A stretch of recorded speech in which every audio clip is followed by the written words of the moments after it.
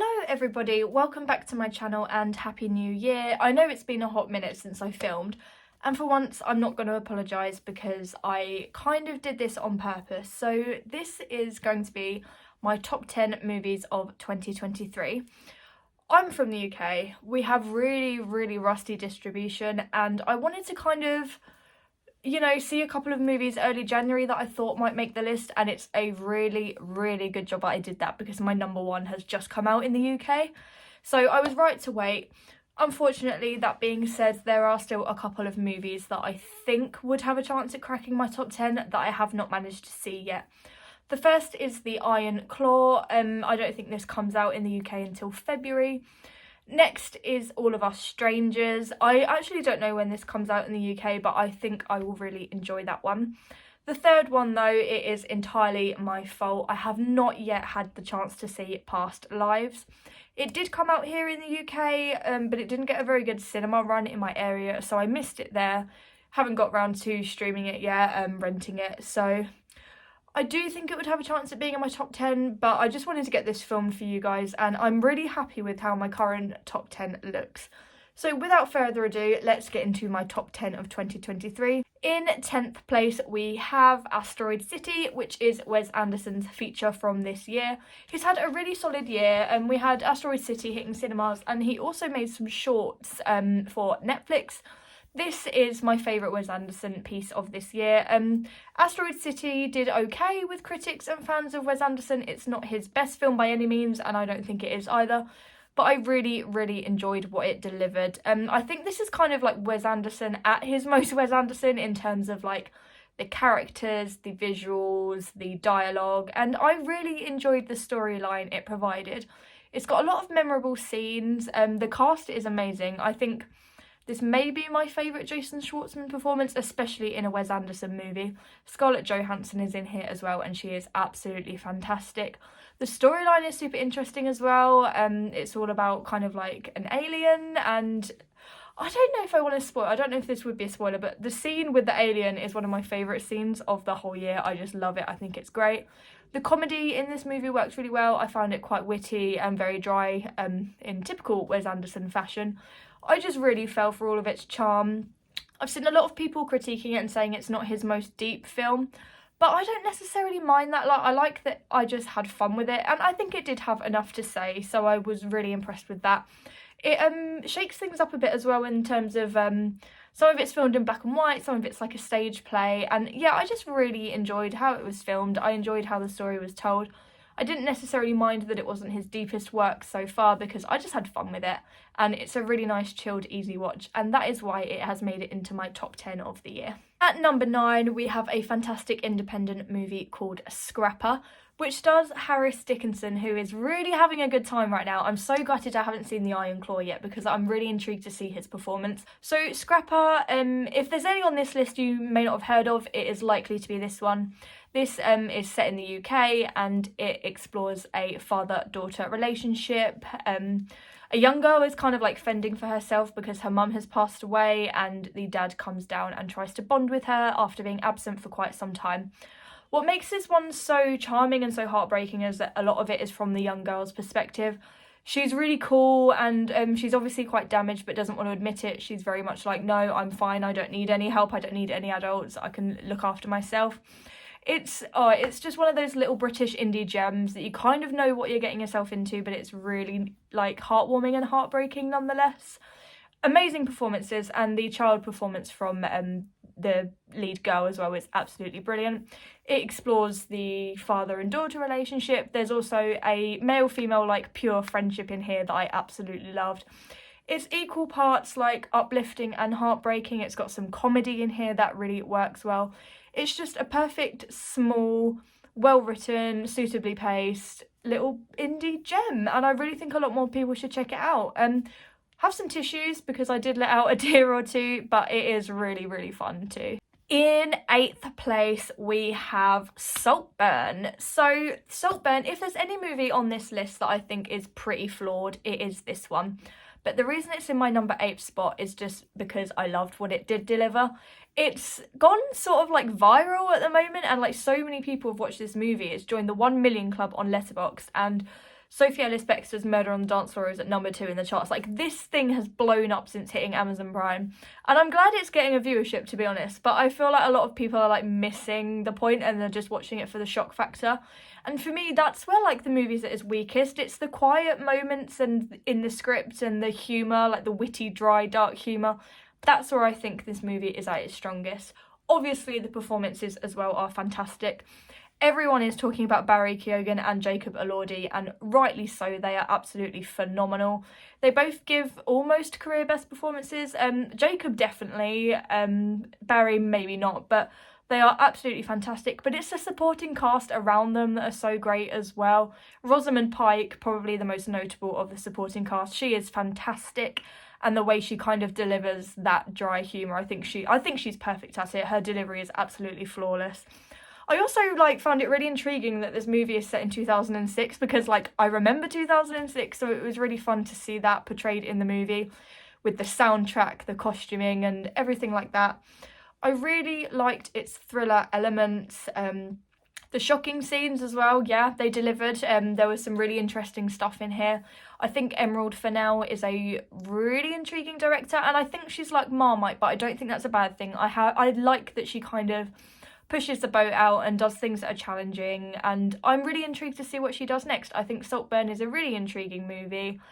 I hate doing gripes in a top 10, but the only thing is that I wish it was a little bit more ambiguous. I wish it didn't feel the need to explain itself in the end, because I think it's fairly obvious anyway, so I kind of wish it left a little bit more to interpretation.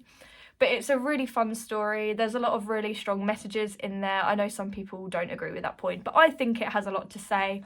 The performances, the visuals. Oh, I can't even, like, stop talking about this without mentioning the cinematography. There's, like, some montages in here that are just to die for. It's one of the most beautifully shot films of the year. Arguably the best. If you said it was your favourite of the year in terms of cinematography, I wouldn't argue with you. It's a really interesting film, fun soundtrack, fun performances, the dialogue is hilarious, and I am intrigued to see what Fennell does next. In 7th place, I have Priscilla, which is Sofia Coppola's kind of interpretation of the story of Priscilla Presley. I don't know if I prefer Elordi's performance here or in Saltburn. I think Saltburn just kind of takes the edge, but Kaylee Spaney, what she achieves in this film is absolutely fantastic. She is a fantastic Priscilla. It's easily the best performance of Kaylee's career, and I think it really puts her on the map. I feel like she has kind of been around for a while and she's impressed a lot of people, but I feel like this could be her big break. I feel like people are really going to pay attention to her now. It's gorgeously shot, as any Sofia Coppola film is. It, like, tidily fits into the rest of her filmography. They all kind of have, like, the same vibe and, like, those pink hues and stuff. And any Coppola film, you can just, like, snuggle up into it. I just love the aesthetics. What I liked about this movie is that I find it super important that we have a story from Priscilla's perspective. Elvis was fantastic last year or the year before, don't get me wrong, I absolutely loved it. But it is super interesting to have a story from Priscilla's perspective. What I really appreciated though is how Coppola avoided making Elvis like the villain. Obviously, she doesn't call him a hero, and she explains the story to make him out to be, I know, not the best person in the world, but it doesn't completely villainize him. It's a really human portrayal, and it shows kind of fuck-ups on Priscilla's part and Elvis's part. It shows that the kind of teenage dream element of it, like she just got picked up and whisked away by a man and what that meant for her. The best thing this movie explores, though, is how this had an effect on Priscilla's development. It kind of, like, stunted her emotional development and stuff like that, and it's quite heartbreaking in its quiet scenes. There's this one scene where Priscilla's waters are broken and she needs to go into labour and have her baby, but before she goes, she's sitting there putting loads of, like, makeup and eyeliner on and making herself look brilliant. And it's little moments like that for me that make this movie so memorable and so fantastic.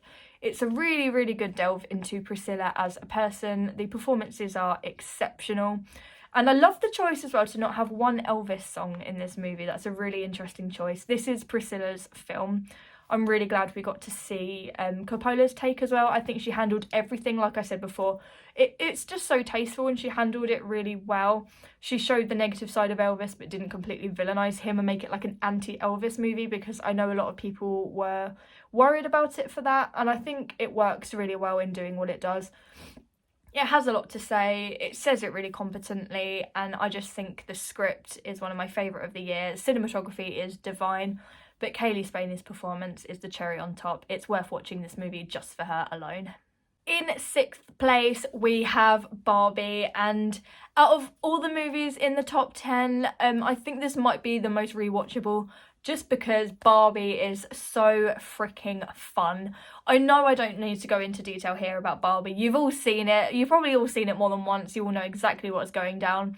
But I just have to mention those performances again. Like, it's absolutely impossible to not mention how amazing Margot Robbie and Ryan Gosling are in this film.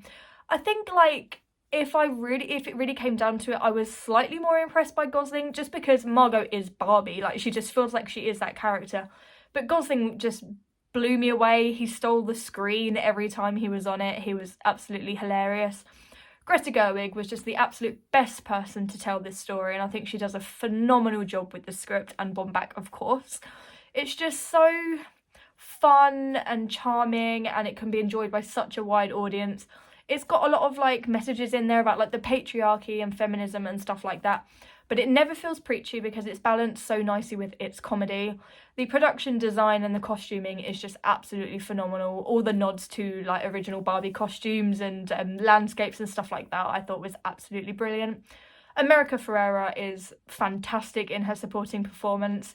Her monologue wasn't my favourite, but her delivery was emotional. It didn't even matter what she was saying because she just put her heart and soul into that one scene, and it was really beautiful. Everyone is having such a good time. There's dance sequences in here. The choreography and the songwriting is just absolutely fantastic. It has a lot to say but remains light, and it's just such a memorable movie. There's not even really much point in me saying much more because it is what it is at this point. I totally think it deserved to go as viral as it did. I'm so glad that all our cinemas were filled with people dressed in pink, going with their friends. It's such a nice moment. This film is definitely for the girlies, and I know that we all loved it. I can't wait to just watch this whenever I'm feeling down, whenever I'm having, like, a shit week. Barbie will just cure my depression immediately. I love this movie, and I do think it delivered its message in a really strong way.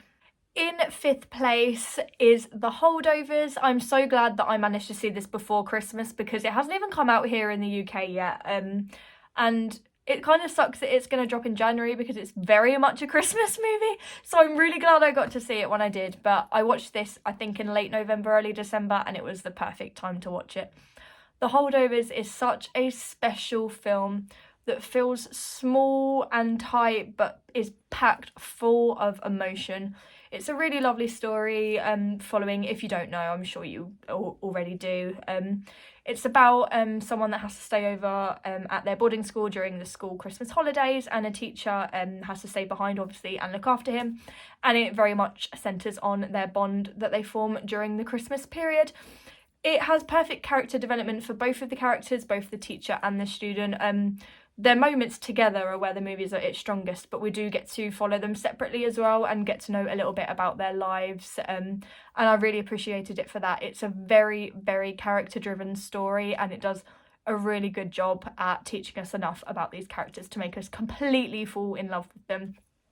The performances behind these two characters are great as well. We've got Paul Giamatti in the leading role, who's like, whenever anyone's talking about the Oscars, like, he's getting a lot of mentions. I think a lot of people would be quite happy with a nomination. I mean, he likely won't win due to, obviously, Cillian Murphy's powerhouse performance in Oppenheimer, but I think a lot of people would be happy if he was up for an award there. You've also got Dominic Sessa, who is in his breakout role, and you would never for a second think that, because he is absolutely incredible. The way he portrays his complex character with all his emotions, he's just fantastic. And you've also got Divine Joy Randolph, is that her name? I think I've got that right. She's getting a lot of Oscar consideration, awards show consideration as well, and rightly so. The cast is amazing, the setting is beautiful, like the snowy landscape, your Christmas visuals in there. It doesn't hit too hard on the Christmas thing, but it is there, and it's like a cosy sort of Christmas. It's really nice. I think that pretty much covers it. It's just a lovely character-driven story with a lot of heart. The character arc of Paul Giamatti's character is really fantastic, and it kind of goes like full circle, and it's got a really nice end for him. I just really enjoy this, and I think it's done enough to make it become like a yearly December watch for me. It's just beautiful. I think this is worth watching with your families as well. I think there's something in here for everyone. A little bit of comedy, it will make you laugh, lots of heartwarming moments and cozy Christmas vibes. What's not to love? In fourth place, my top four, by the way, I just want to point it out now, apart from my number one, because my number one is fully my number one. But these top four, I kind of enjoy nearly as much as each other. Like, my top four, like, no, I think my top 10 is really strong. I'm super happy with it all, but my top four is just chef's kiss. I love all of these movies that I'm about to talk about with my whole heart, and the more I love a movie, the harder it is to talk about, but I'll do my best to not ramble at you guys. In my fourth spot, we do have Anatomy of a Fall, which is a very well-loved courtroom drama sort of thing. It's got an element of mystery in there as well, and it's just known for having one of the best scripts of the year. If you don't know, it follows a mother, son and husband. The husband passes away, he falls out of a window, and the whole film is questioning whether he did actually fall or whether the wife pushed him. The only witness to the crime is their son, and he is blind, so obviously he did not see what happened. And it's so hard to talk about because it does so much. Like, there's character development in here with our lead character, the wife. There's romance in here, and there's like I'm struggling so much just because this is how I get when I love movies. We'll just go technical. The script is absolutely phenomenal. It's super tight. A lot of it this is purely dialogue driven, this whole movie, and it's not got a short runtime either, and it manages to keep you invested the entire time. The script is really strong. All of the scenes that are set in the courtroom are really interesting. It keeps you on your toes. The dialogue is delivered well by the cast. And it's just a courtroom drama with a little bit of edge, you know, it's got a little twist to it.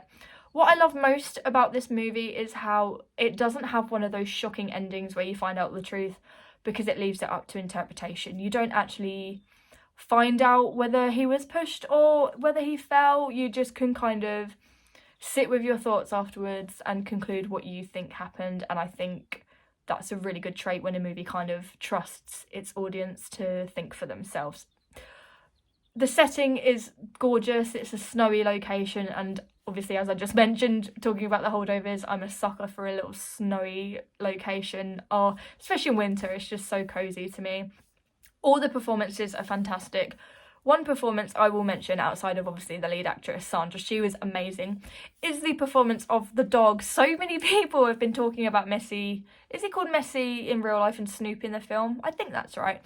But yeah, he, like, and it's genuine as well. Like, this dog gives such a good performance, which sounds like such a weird thing to say, but it's so true. And it's a really thought-provoking film with a wonderful script. It lets you think for yourself. The performances are insane. And it's just one of those films that feels really special and really important when you watch it. In third place, we have the second half of Barbenheimer. We have Oppenheimer, and do you know what? This could easily be in my number two. My number 2 and 3 are like the most interchangeable out of all these movies. But Oppenheimer, I've just recently rewatched it as well, and it is such a special film. I have done a full review of this, so I won't talk about it too much, but I don't know if I would say it's my favourite Christopher Nolan film, but I think technically speaking it is his best, if that makes sense. What he managed to achieve here is just absolutely incredible. The scope is just huge, like we're telling a huge story about something mega important. The cast is massive. What it's trying to achieve is just so huge, and it completely hits the nail on the head. For me, it does not put a foot wrong. The lead performance from Cillian Murphy is one of my favourite performances from a male leading actor in a really long time. I think he is just absolutely phenomenal, and I'm really intrigued to see what projects he picks up after this one. The whole supporting cast as well, and I could sit here for like an hour and tell you who's in this movie. We've got Emily Blunt, Florence Pugh, Robert Downey Jr., like everyone brings their complete A game. The way the story is told is really interesting as well. It chooses not to talk about the event, like the actual atomic bomb. It talks about the person behind it. which is a really interesting way to tell the story. He's someone we don't know about. We all know about the event and we don't know about the person. So Cillian Murphy portrays his character really well, and the amount of depth and development we get for this character is second to none. You really like get right into his psyche, and it's just it's one of the most, I think maybe the most thorough character development of the whole year. Just the technical aspects, obviously it's Nolan, so it can be expected. All the visuals are just fucking outstanding. The score is amazing. And I'm sure you've all seen that video circulating on Twitter of the live orchestra playing at the end of the movie. Live. You know when people play the movie and have the orchestra playing along with it? Oh my god. If you haven't seen that video, do try and find it, because it gives me goosebumps every time. And I think I can use that sentence to summarise this whole movie. Every single time I watch it, I get goosebumps.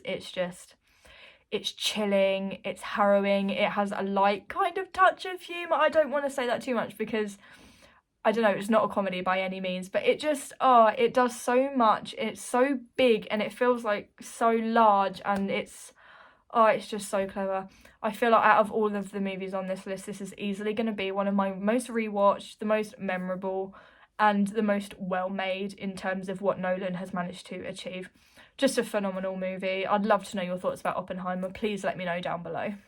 Okay, so in second place, we have Killers of the Flower Moon, which was my number one until like 5 days ago. So yeah, this could have been a very different video.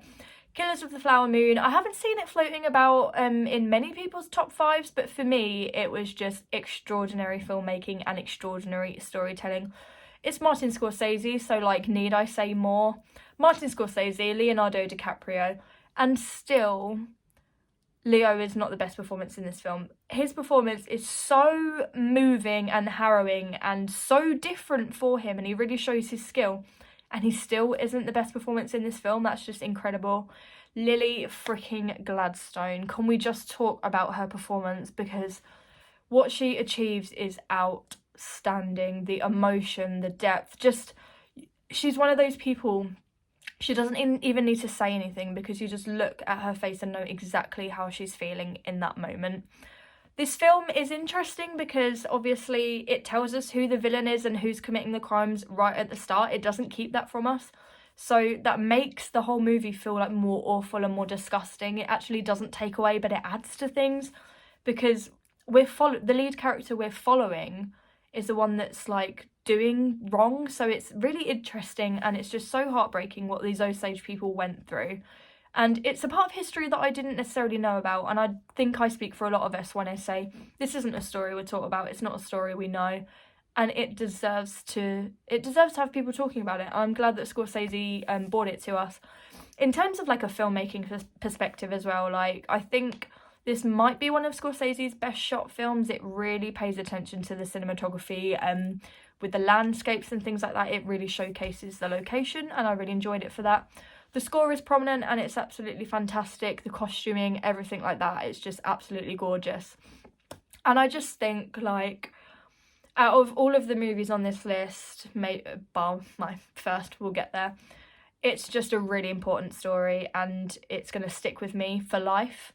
The long run time is obviously what everyone's been talking about. It's 3.5 hours long, but I personally didn't feel the length whatsoever. I feel like every single second of this movie was utilised. Every line spoken spurs the story on or delves into the characters. Robert De Niro is fantastic as well. I nearly forgot to mention him. He's brilliant. He plays a despicable character here, and God does he do it well. It's just brilliant. I know there's a lot of criticisms about whether we should have got more of Lily Gladstone's character and who the perspective of the movie should have been from. And I do agree. This is a 5-star movie for me, but I do agree with all the criticisms. But for me, it worked really well, and I think there's reasons why it's told how it's told, and I appreciate them. It's just so memorable. Not the most rewatchable just because of how heartbreaking it is, really, but it's phenomenal. It's really, really good. If there's any chance you haven't watched it, is the runtime putting you off? Is the story putting you off? Just ignore all of that and give it a go, because it is dialogue driven, but it will grip you from start to finish. It is a phenomenal piece of film. So we are finally at my number one spot, and I'm going to have to be really careful here because I don't want this video to be an hour long. In my number one spot, we have my favourite movie of 2023. We've got my favourite movie of the decade so far. We've got my favourite performances from the two leads. This movie just encapsulates everything for me. Everything it achieved was the best of the best. And I watched it Wednesday, today is Sunday. I'm just still in awe. I'm still either speechless or can't shut up about it. Like, I'm still processing and I'm still just like in shock. Of course, I am talking about Yorgos Lanthimos' Poor Things. Bella Baxter is my favourite character of the whole year. It is just phenomenal what they achieved with this character, the amount of growth, the amount of depth, and that performance from Emma Stone. She did not have an easy job here playing an adult character with an infant's brain in her body. That is not an easy feat, and she fucking smashed it. Like, there is not 1.1 second of this movie where she is not believable. It's a kooky storyline. It's very unique. It pushes boundaries. There's a lot of like nudity, there's a lot of sex, and there's a lot of like female pleasure and stuff like that, but it all just works perfectly. At the same time as it being kooky and unique and like weird to you know, the majority of audiences, it's also really accessible, and the story is told in such a digestible way, and it just makes things easy to follow, and it lets you settle into the weirdness rather than shoving shock factor in your face, which I really appreciated it for. I think Yorgos Lanthimos is just an absolute genius when it comes to filmmaking. The visuals here, it's just absolutely stunning. It is such a pretty movie, and everything is practical. I think that's why he achieved what he did here. Like, the sets are practical, all the rooms literally had doors and the cast could walk through them. Even like when he does interesting things with the sky, it's all like practically done, and I think it shows. I think that's why this movie looks so beautiful.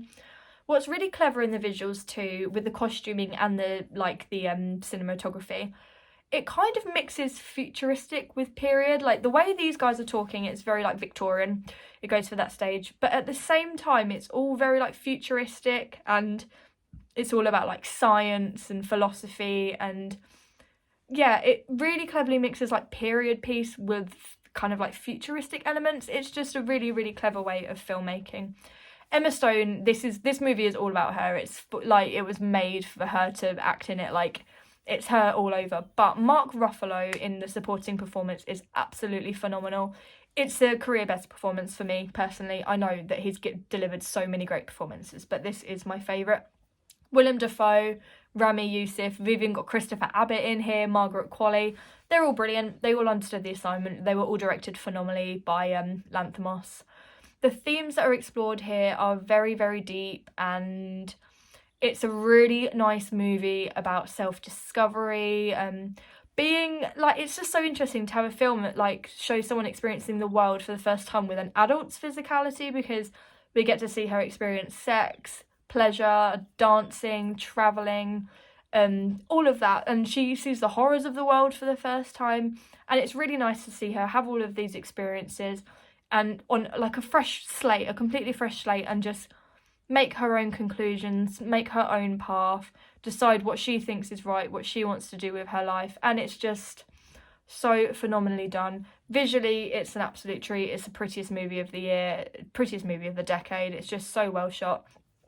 It balances its unique themes with its kind of accessible story really, really well.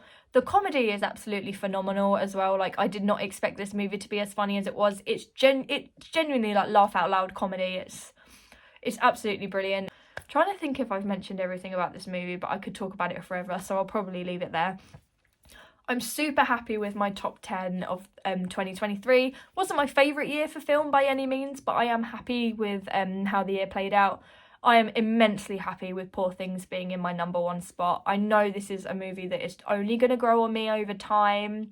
It's just a phenomenal story, phenomenal filmmaking, everything like that. I'm really, really happy that it is in my number one spot.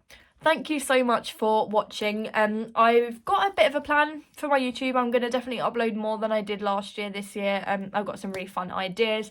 thank you for your support over Twitter over the last couple of weeks. My engagement's been fantastic and you guys are just so lovely to chat to.